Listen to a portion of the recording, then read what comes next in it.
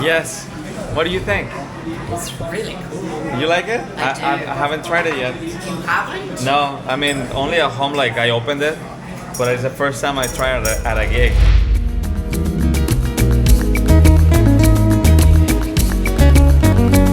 At my live shows, I use a Godin Multiac Grand Concert SA guitar. The SA stands for Synthesizer Access, which means I can plug in this guitar to a guitar synthesizer like the Roland GR-20 or the Roland GR-55, which allows me to play the saxophone, the xylophone, the Philharmonic Orchestra of Sarasota.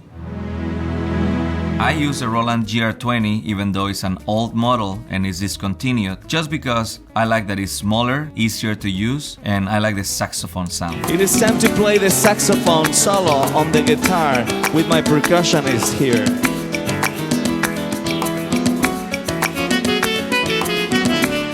Recently, I thought it would be a good idea to purchase a backup Godin Multiac guitar. I chose this beautiful red one, which I have an unboxing right here. Even though the guitar sounded nice, when I took it to the gig, I realized the synthesizer wasn't really working for me. Ready? Here we go. Where is it? What is happening? Why? I should have synthesizer already.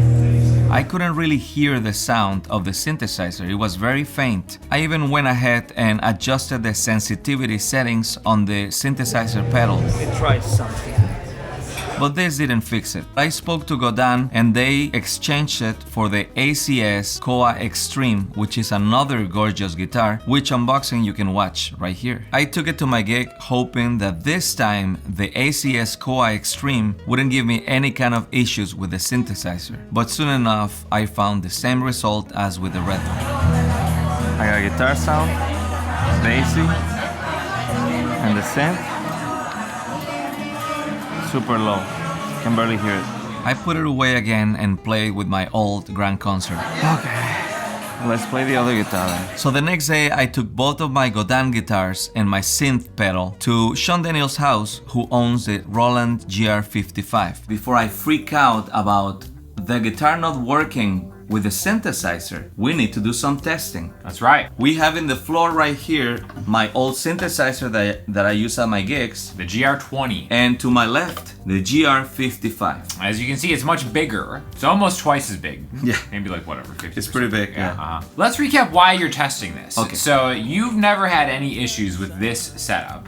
Never. You got a new guitar. I got a new guitar, Godin, the red one. The red one. Sent it back because the synthesizer wasn't loud enough. So we figured it was some kind of defect or whatever. Yes. Got the new one, the exact same thing happened. Yeah. Luckily, I have a similar setup with a more modern version of the pedal, so we're able to troubleshoot it, whether it's the guitar, the cable, the synth, whatever. Mm-hmm.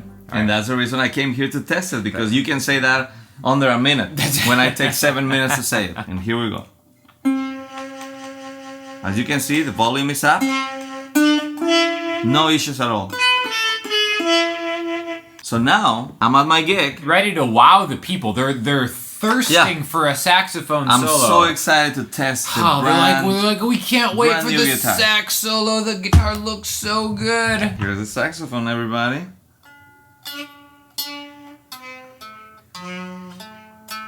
It's barely tracking. It's registering, but not. Yeah, I mean, my first impression was that something is wrong with the synth. Sure. Because look, the guitar works. Let's plug this into my newer one.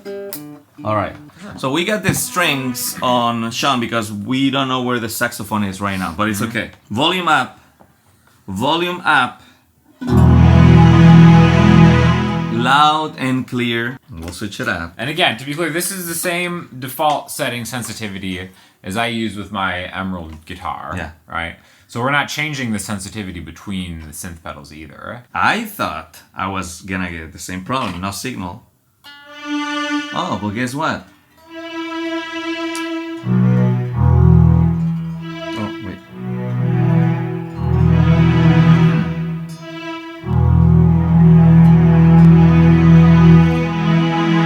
It works. For sure, definitely a similar volume, you know?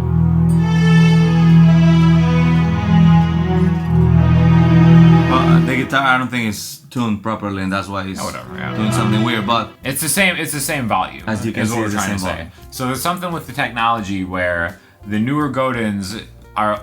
It's only working the same way as we are used to with the newer Roland stuff. I emailed my friends at Godin Guitars who responded, but in order to understand what they said in the email, you need to be familiar with a couple of things. Number one is that the older Godin guitars were built using an electronic system called RMC. The newer guitars use a different system called LR bags. Now I'm gonna read to you what the designers had to say. LR bags pieces are less powerful, and this was done by choice. The RMCs had many defective components because they were manufactured in such a way as to make them fragile. They were very hot and unfortunately very susceptible to breakage. LR bags pieces perform perfectly with Roland's latest technology, the GR-55. They are also expected to last 30 years, a real advantage. I appreciate the response from Godin Guitars, as I now know why I'm having issues with the synthesizer capabilities of the newer models. It wasn't necessarily a defective guitar, but however it interacts with the synth is different with the newer models than the older ones. Unfortunately, I will not be able to bring my Koa Extreme into my gigs as long as I continue to use my discontinued old synthesizer pedal. I'm hoping that Roland will make a synthesizer that's smaller, lighter, easier to use, that it has the magical saxophone that I love. I'll see you guys in the next video.